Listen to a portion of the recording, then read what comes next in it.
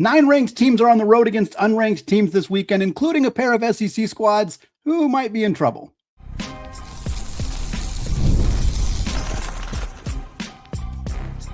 You are Locked On College Basketball, part of the Locked On Podcast Network. Your team every day. What's up, folks? Welcome into the Locked On College Basketball Podcast, the only daily national college hoop show, part of the Locked On Podcast Network, now the #1 sports podcasting network. We are your co-hosts. I'm Andy Patton. He is Isaac Schade. You're joining us at the place to get your college basketball content every single day. I want to thank all of you who have made this show your first listen or your first watch of the day. And of course, give a special shout out to those everyday listeners and those of you who are hanging out with us, the Locked On College Basketball Discord community. Today's episode is brought to you by FanDuel. Before tip-off, check the FanDuel app and see what's dropping during NBA Happy Hour every Friday from 6 to 7:30 p.m. Eastern Time. Well, Isaac, we got 9 ranked teams who are going on the road this weekend against unranked opponents. It's conference play, though, so we always see a couple of upsets. Who's in the most peril? We're going to talk about that to start the show. We also got 2 ranked on ranked teams or matchups, going on this weekend. One on Sunday, one on Saturday. We'll talk about those 2 games, including a fun one between Ben McCollum and Brad Underwood in the Big Ten. And folks, it's getting late, kind of early for a couple of preseason top 10 teams who might be looking at the bubble already. We'll talk about their matchups this weekend. A few other bubble lurkers as well. Many of you guys know, we record these shows on Thursday afternoon, so before some of the Thursday night games. So our jinx of the week, we feel like we maybe jinxing Rutgers at Illinois, because we're going to talk about Illinois later in the show. We do not have the results of that game. I'd say Rutgers doesn't have much of a chance here, but we can ask Oregon about how that looks, because the Ducks not so good against them. We'll see how that one plays out. But Isaac, let's start the show talking about 9 different games. Andy, I want to make a statement about Oregon. Do it. They are bad at basketball this season. Continue on. That is quite a statement. I think you could have probably also made that statement about Rutgers, but hey, they got themselves could have a W there. We got 9 ranked teams. They're going on the road this weekend. They're taking on unranked opponents. That's right. Something we usually try to prioritize looking at these matchups, because again, any road win in conference play is tough. It's tough to pick up no matter who you are. And there's some intriguing ones here that could be challenging for the road teams, the ranked teams. 2 of them in the SEC. I want to start with those 2. We got number 21 Tennessee going on the road at Florida. Yes, Florida remains unranked. That'll likely change after destroying Georgia earlier this week, who was ranked. It was very strange to see the number next to Georgia and not next to Florida, considering Florida is the national champs. Defending champs. This game will be at 12 Eastern time on ESPN. No FanDuel lines yet, but KenPom favors Florida by 4. And then we also have number 15 Arkansas, Coach Cal and the Hogs going out to Auburn to take on the Tigers. This game at 6 Eastern time on ESPN. KenPom actually favoring Auburn in that one, which is a little surprising to me. I know Auburn's the home team, but I really like what we've seen from this Arkansas team as of late. Isaac, where do you want to go with those 2 SEC games? That Auburn is not trying to get any shots off at the buzzer. Andy, let's go to Gainesville first. Mm-hmm. It's funny, as you said, a second straight game for Florida, unranked Florida hosting a ranked team. You said it so well about that Georgia game. Florida won so handily, but yet the storyline was once again about how ungood the backcourt was, as all 3 of Chinyelu, Hauk, and Condon had great performances in that game. So the question here is going to be, does that backcourt have anything? Gillespie, who in my opinion is the best guard in this basketball game, and should be able to have his way. The problem for Tennessee is, how can a freshman Nate Ament, who for some reason is on the mid-season Wooden Award watch list, handle the reigning national champion front court of Florida? And that's the type of game we're looking at here, is Florida's strength in the front court versus what I imagine will be better strength. And obviously it's not just Nate Ament in the front court. Hear me recognizing that, but that's how I want to juxtapose it. against the strength of Tennessee's backcourt. And so that's kind of which strength is stronger and can overwhelm the other team's not as strength, which you hear me. Yeah, I'm kind of with you on that too. I mean, I think Felix Okpara is a big hinge in this game for how he plays for Tennessee. Been banged up a little bit, but is healthy now.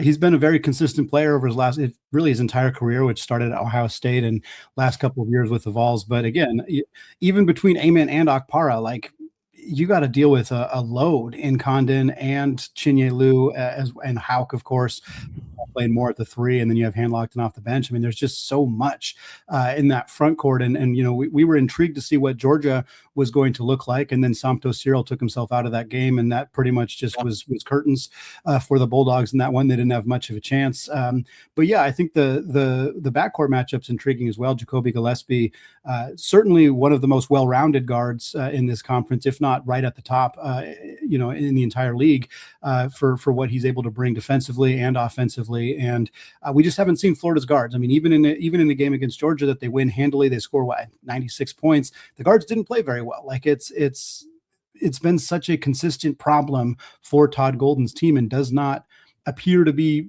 They don't really look like they're rounding a corner anytime soon. And Tennessee is a great defensive team, and defense travels. You know, even if Tennessee doesn't shoot it all that well, if Ament struggles in a raucous road environment, you know, because he's a younger player, like, I could see that happening. But if the defense travels and Xavion Lee and Boogie Fland aren't getting their looks off, like that's going to be really tough for Florida in this one. So, I see KenPom favors Florida. I think that in terms of, you know, if you're looking at ranked and versus unranked, like, this is not a game where, Tennessee is the ranked team, so they should be favored. Like, I don't think that's the case, but it also wouldn't shock me if Tennessee goes down to Gainesville and gets a W here. Like, I think that that's very possible with where their strengths lie in comparison to Florida's weaknesses.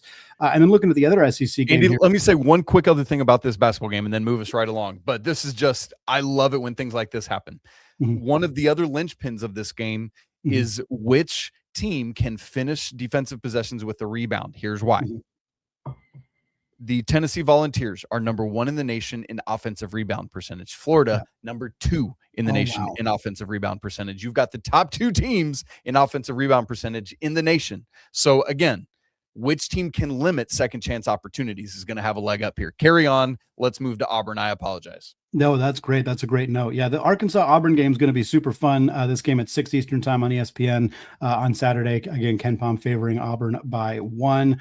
It's going to be a backcourt matchup, I think, is the most intriguing part of this game. Obviously, we've seen Tahad Pettiford, the highs and the lows for him this year. He's had some struggles at times, but, you know, how can he score against this Arkansas team while they're at home, and against, of course, a guard who's just been otherworldly good all season long, but particularly against high-level opponents, as we talked about last week. That's, of course, Darius Acuff for Coach Cal and the Hogs. I think this is a super fun matchup. I'm not shocked that KenPom is favoring Auburn, but I think Arkansas is going to go get themselves a road W here. They've been rolling as of late, and there's just enough kind of inconsistency. Like, you know, Keyshawn Hall, Keyshawn Murphy are good, but they're not always delivering for Auburn. And I think they would need kind of an all hands on deck situation. And if they don't get that, even at home, I think Arkansas goes and gets the W.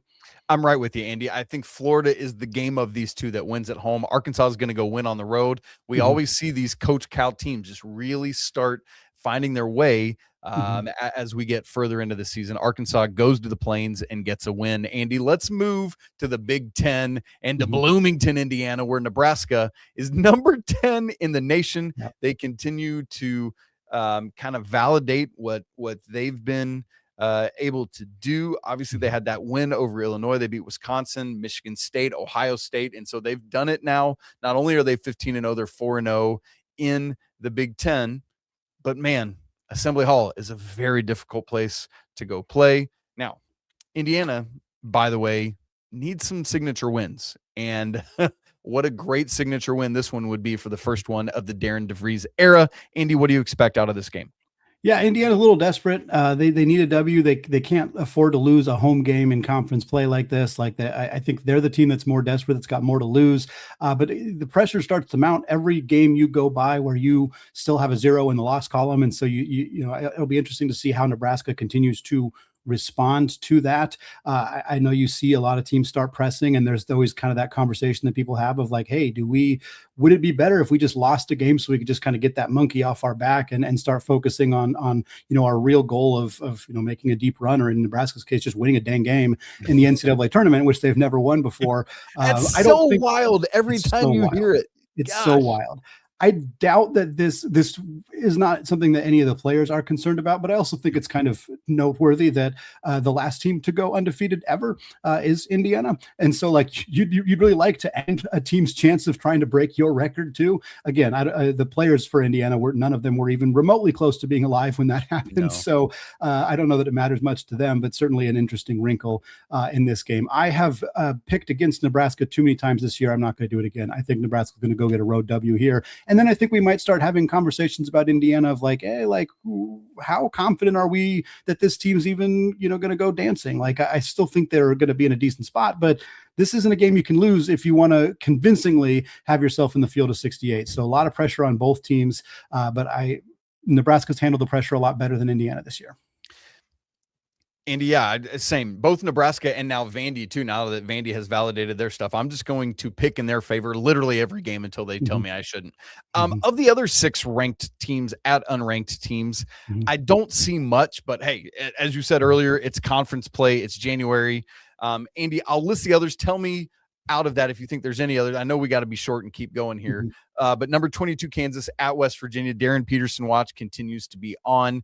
Literally took himself out in the middle of the play in that crazy comeback the other night. Cost Kansas a possession. Number 7, Houston is on the road in Waco. That one sniffs a little interesting to me. Georgia on the road at South Carolina. Arizona at TCU, taking their undefeated record on the road. Texas Tech at Colorado. Don't sleep on the Buffs. They're a little better. And then BYU at Utah. I know it's the in-state rivalry, whatever.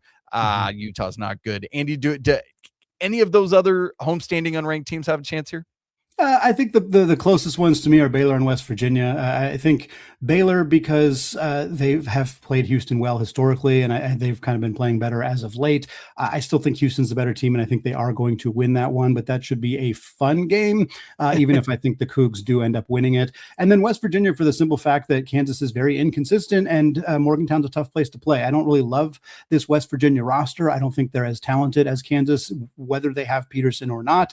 But again, Kansas is not a particularly consistent team. So I think that one's definitely worth keeping an eye on. Georgia at South Carolina shouldn't even be in this conversation because Georgia will probably be unranked by the time Monday rolls around. But that one doesn't interest me much. TCU, I don't think is good enough to take down Arizona, although they played very close against Michigan. So it would be very, very Jamie Dixon-like for them to have a good game here as well. And then, the other two don't do much for me either, even with the BYU-Utah rivalry. Utah's, like you said, they're not good. I don't think I see much of an upset chance there. So if I'm going to pick one of them specifically, I think it's West Virginia is the most likely to win. And that's more about Kansas than it is about Houston or Baylor.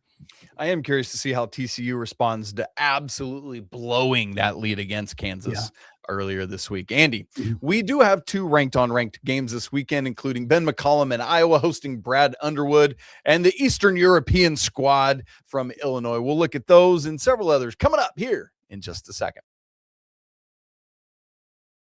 Right after I tell you about Rougiet, let's talk about something most men don't bring up, but absolutely should. Stress from work, money, life, it doesn't just switch off at night. And when it shows up at the worst possible time, Rougiet Ready is designed to help you take back control. It's a next generation prescription treatment created to support both the brain and the body, so you can feel present, confident, and ready for when the moment matters most. Rougiet Ready combines 3 clinically proven ingredients in 1 mint that dissolves under your tongue so it absorbs fast. Man, it's easy to understand why over 150,000 men have already made the switch. You connect with a board-certified doctor online, and then everything ships directly and discreetly straight to your door.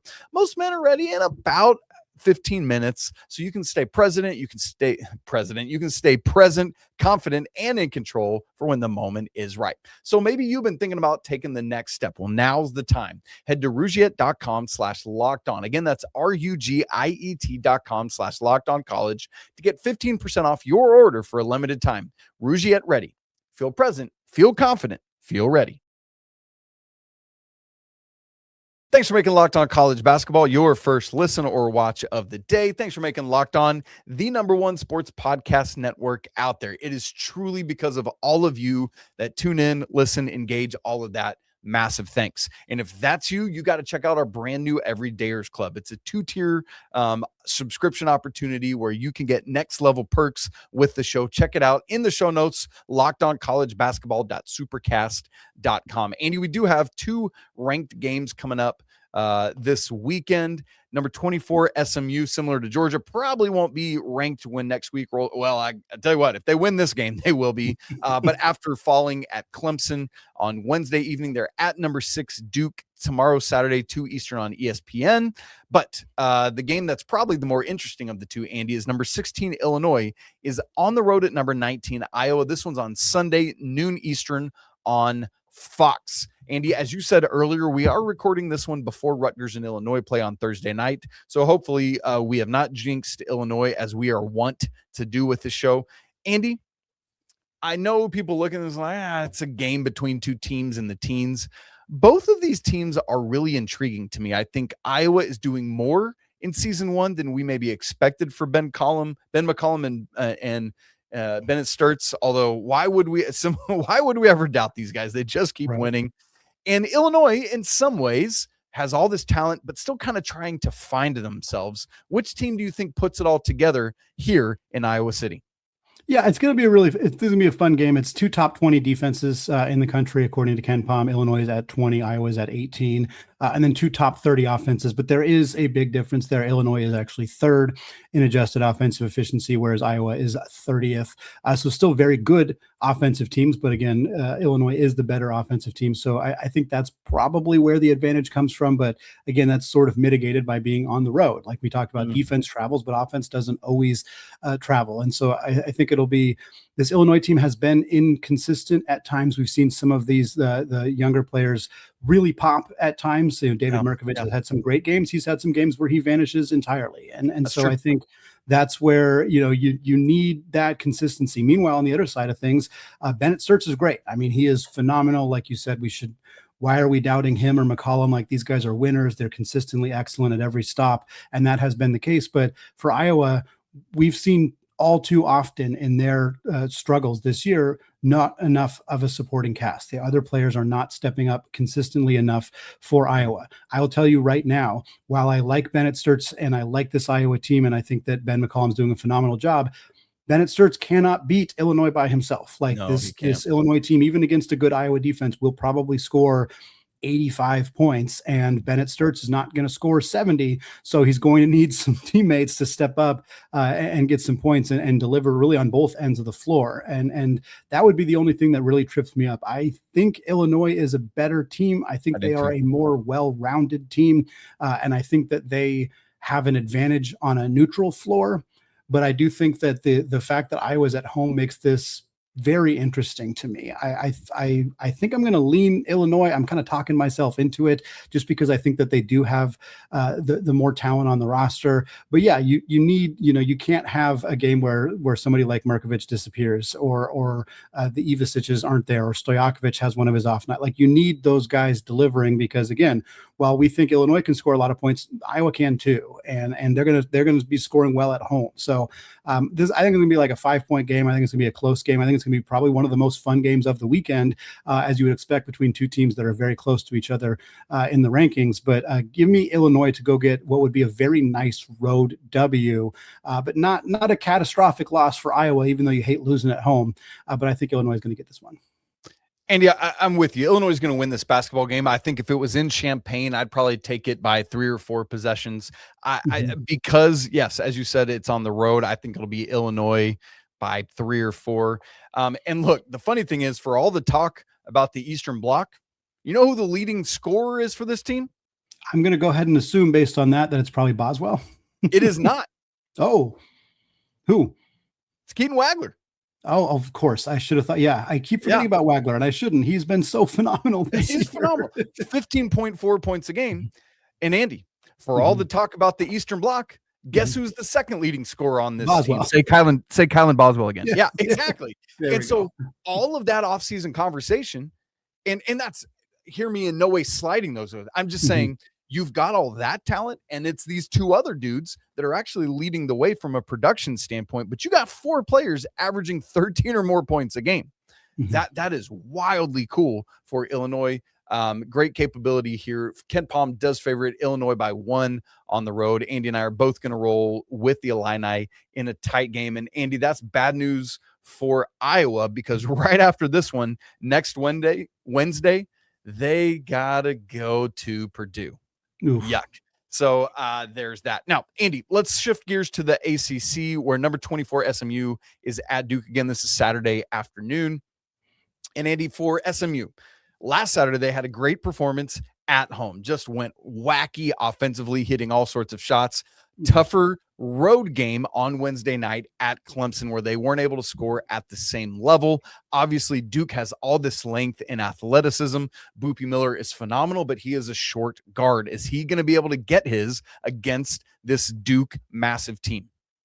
Yeah, that's the big question. That's the big storyline in this game. SMU has a great offense, top 15 in the country, according to Ken Palm. Duke has a top 10 defense.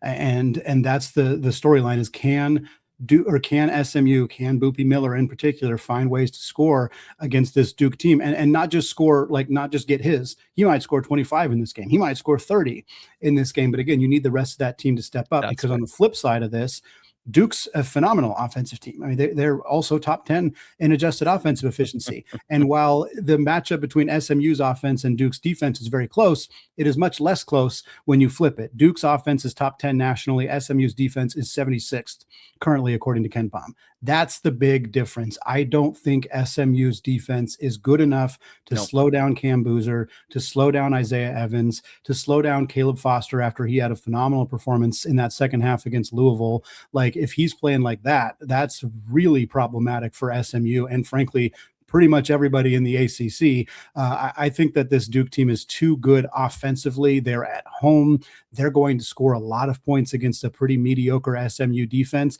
And even if Boopie Miller turns into Hercules, I just don't think that that's enough for SMU to win this one again. This is the kind of game where if SMU didn't have that number 24 next to them, I'm not even sure we'd give it a ton of attention. And that's in no way disrespectful to SMU. I didn't think they would beat North Carolina, and they went out and they did. Like, this is a good team that has played well at times. But if this game were flipped and they were and Duke was traveling to Dallas, then I think we might talk about it a little bit more like, hey, maybe there is a chance for a Duke upset here. But while Duke has had their issues in conference play, we saw them struggle against Georgia Tech. We saw them struggle at FSU. I have a hard time seeing them struggling at home against an SMU team, even if they score in bunches like we know they're capable of doing.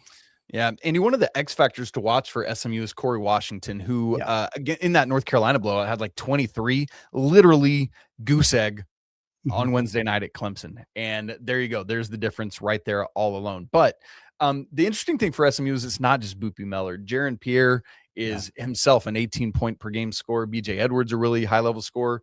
Shamit Yigitolu, dude, is massive inside. This dude's 7'2". He's got all sorts of heft to throw around. That's going to be a load for Malik Brown. That's going to be a load for Patrick Gongba. So I'm curious to see how they're able to handle him. But ultimately, Duke, now I feel like Isaiah Evans really is kind of leaning into that Robin to Cam Boozer's Batman with what we saw. Man, some backcourt help there the other day. I mean, gosh, that was kind of a big 3 moment in Duke's win earlier this week. And so we'll see what happens. Andy, very quickly, because I know we got to get to some other stuff. Some ranked teams at home against unranked opponents. Like, I'm not even going to read them off because, like, whatever. But any of those that stand out to you, just a sentence or two? Yeah, there's a few that I think might be intriguing. If I'm not sure what version of Wisconsin's going to make the road trip out to go take on Dusty May in Michigan, but there's a reality where this game becomes a lot closer. And we haven't been talking about Michigan in close games pretty much this entire season. But then the Penn State game happened. And so now it's like, well, there are some vulnerabilities, and Wisconsin's a well-coached team and they do some things very, very well. So that game stands out to me a little bit, just in the sense of like, hey, are we going to see this Michigan team continue? Like, how are they going to respond? How are they going to bounce back? And could Wisconsin potentially kind of make that thing pretty interesting? outside of that, honestly, this is just not a great slate. I mean, I'm interested in Sean Miller in Texas going at Alabama, especially as Alabama's kind of reeling from that loss to Vanderbilt. Yeah. But I don't love that matchup for Texas. Like, I just don't think that I don't know how they're going to stop LeBaron Philon. I don't think if Philon plays, like he missed essentially the whole second half on Wednesday night. Yeah, I guess that would make that game far more interesting if something were to happen there. But yeah, that one interests me. And then kind of on the flip side of that, of like, how does Alabama respond to the Vanderbilt win? But we've also seen teams kind of take a step down after a big win. And Vandy, I mean, they're at home, which helps, but LSU's, they're not great. I'm not going to pretend that LSU is a great team, but they could do something here. Like, that one intrigues me a little bit. Again, the pressure mounts every time you stay undefeated. So for Vandy hosting LSU, that's one I would keep an eye on as well. That game, by the way, 1 Eastern time on the SEC network. But outside of that, no, most of the rest of this slate is not games that I expect to be particularly interesting. Andy, I do just want to at least keep my eyes on Stanford at Virginia. I know they're coming across the country. Actually, they're not, because they just played Virginia Tech at Virginia Tech. So they're already in town. Silly me forgetting how that travel schedule works. But man, Abuka Okore, dude, he just continues to fill it up. 31 the other night in that comeback against Virginia Tech, including the game-winning 3 for Virginia. It's kind of wild. This is not your Tony Bennett team. They've scored 80-plus points in all but 2 of their games, Andy. It's so wild. But if Okore can get going, they could put something into Virginia, but it's always hard to go win at JPJ, so we'll see what happens there. Well, it's a little too early to have full-on bubble talk, but it's also getting kind of late early for some of these power conference teams, including 2 teams who are in the preseason top 10. We're going to talk about their big matchups this weekend coming up here in just a second. But first, folks, today's episode is brought to you by FanDuel. Fridays already feel different during basketball season. FanDuel is making them even better. Every Friday night before the games tip off, FanDuel gives fans a new way to kick off the weekend with NBA Happy Hour. NBA Happy Hour is your official pregame. It's a limited time window where special offers drop right inside the FanDuel app before all the action starts. You have boosts, you have bonuses, and you have other surprises. And Fridays from 6 to 7:30 p.m. Eastern time have become appointment viewing with NBA Happy Hour. Plus, the timing is perfect. It's right before the games. It's right before the weekend starts. It adds some extra energy to your Friday night basketball without you having to overthink it.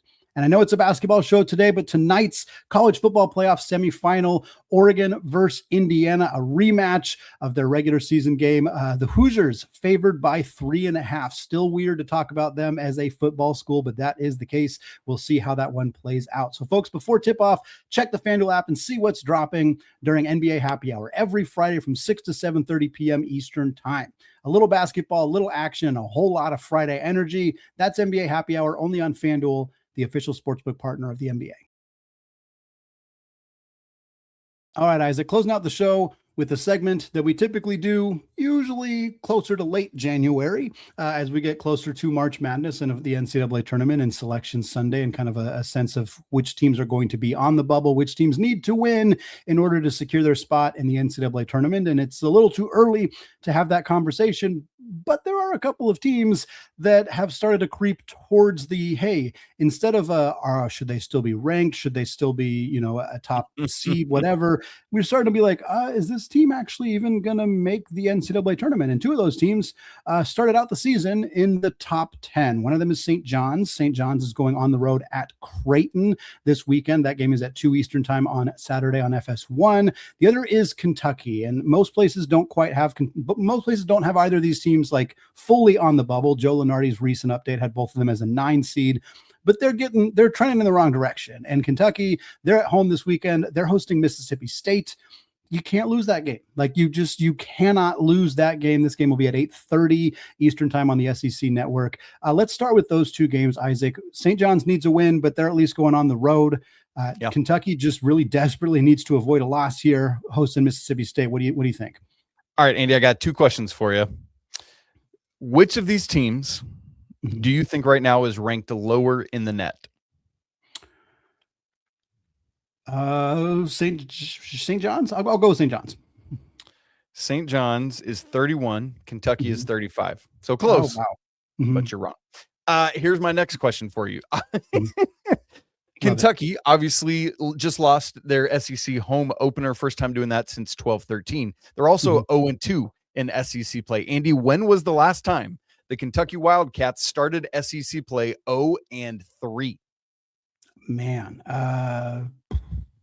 probably pre-Cal, like 09, 08, 09.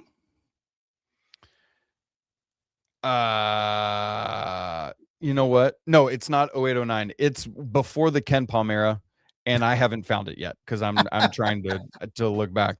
And like the AI overview is trying to mess me up because I thought I had the answer and it's not right. Because it's talking about John Calipari, and that ain't it. Ken Palm goes to 97. It probably wasn't any time in the mid 90s. No, because they won the championship in 96 and 98. Yeah. So it's probably early 90s, if not before that. Goodness, that is a long time. Anyway, it's been at least the Ken Palm era since Kentucky started conference play 0-3. So that's what you need to know right there. Yeah. For Kentucky, man, I think that's where I want to go first, is because I just it's so weird. We saw Mark Pope just get all irate the other night, teed up, some nice language coming from him. And look, Mississippi State shouldn't offer them anything, but I mean, Josh Hubbard, he can go out and get it done. They shouldn't have lost at home to Mizzou, like there's that. I mean, all that said, Mississippi State, this is a team they should beat at home by 10, For St. John's, I think it's the tougher game, certainly being on the road. So it's weird because I think in this particular moment, I think Kentucky has more at stake, but I think St. John's has the more difficult game. Yeah. If that makes sense. And so that's where it's kind of weird. So I think I'm more gonna be having my eyes trained on the St. John's game, although they play at different times. So whatever. Well, yeah. And I think for me, like, it's a worse loss for Kentucky than it would be for St. John's. 100%. Like, that's not 100%. Even debatable, I don't think. But I also think, like, yeah, for it's a better win. Like, Kentucky beating Mississippi State doesn't make them feel safer. Like, it's not a deep breath. Like, oh, good. Like, whereas St. John's, like, they win at Creighton. That's a quad one win, and that's a desperately needed quad one win for St. John's, and they should win. Creighton's front court has not been good this year. The Owen Freeman experiment has not worked out well for the Blue Jays. Zubi Ejiofor should be able to walk into that place and score 33 like he did a few days ago or a week ago. And I think St. John's should absolutely win this game, just like I think Kentucky should win their game. But the difference for me is that St. John's actually gets a good win out of this weekend, and then again, the breathing room is a little bit better, where it's like Kentucky's very legitimately a bubble conversation if they lose this game. St. John's getting a win here is very much out of that conversation until the next time they lose a game. And so I think that's where the difference comes for me. Meanwhile, for Creighton, I mean, they're not on the bubble right now because they're just not good enough. But if they win, if they beat St. John's, maybe you at least start to be like, oh, okay, like maybe if they pick up some momentum, they could be in that conversation. But I'm intrigued by this matchup and how this thing plays out for the Johnnies. I think they should go be able to get themselves a W here and get a little bit of breathing room as Big East play rolls on. And you sure hope so. And obviously, I think something that helps it is just legitimate stats of it. For St. John's, this is a quad one opportunity. For Kentucky, hosting Mississippi State, a quad 3 at home. Andy, of some of these other games that we've highlighted, any others that quickly, because I know we got to get out of here, any others that stand out to you in this getting late really early? Who else is desperate? We got Villanova at Marquette. Obviously, Marquette isn't even in the question, but that's what's wild, is this is a quad 3 opportunity for Villanova on the road at Marquette. So that's kind of just like, don't poop the bed. Maryland at UCLA, similar for the Bruins. Maryland is 0-4 in Big Ten play. Andy, how? So the Bruins, just simply same thing here, cannot poop the bed. Where are you at on those games or any of these other ones we're kind of keeping our eyes on from an early bubble standpoint? Yeah, I think UCLA, I mean, these former Pac-12 schools now in the Big Ten are really struggling on the road, which means that you have to win at home. You have to win at home. And you have to win at home against teams that are bad. And Maryland I think they'll be good eventually under Buzz Williams, but right now they are bad. Like there is just no debate about it. They're not a good team. You have to win this game. I mean, there's no excuse. You got to get this one done. I think they will for UCLA. I think they'll get it done. I think they'll win here, but that is like Villanova losing at Marquette would be very, very bad for Villanova, but UCLA losing to Maryland, I think would be catastrophic. Like that would be first of all, if that happens, if you see the box score, go find the Mick Cronin press conference, because I have a feeling that's going to be a really fun one if they end up losing to Maryland in that one. But I think that both Villanova and UCLA will win and will keep themselves in the right side of they're not really bubble teams yet, but will keep themselves removed from the bubble if they win these ones. But they're like you said, they're games where it's more so like you cannot lose. And Villanova's got a tougher test because road games in conference play are always hard, and Shaka Smart is the kind of coach that could suddenly put together a game plan that stymies you and put you in trouble. Whereas I'm not so sure that Maryland's going to be able to do that to UCLA. Which is so wild to say that games against Marquette and Maryland are don't crap the bed against those right. kind of like that is mind-boggling for me. A couple others to point out, Andy. Iowa State hosting Oklahoma State. Iowa State obviously currently one of the 6 undefeated teams. For the Pokes, do the opportunity. They've put together a little bit of a resume here and have put themselves into the bubble conversation, but a win at Iowa State would be one of the biggest surprises of the season for anybody. Could be great there. Cal is at Virginia Tech. Cal playing themselves into bubble contention a little bit. We'll see if they can do that. Ohio State out at Washington. We'll see how that happens. Also, we're recording before Ohio State plays at Oregon on Thursday evening, so we don't know that result either. We know it should happen, but we'll see if it does.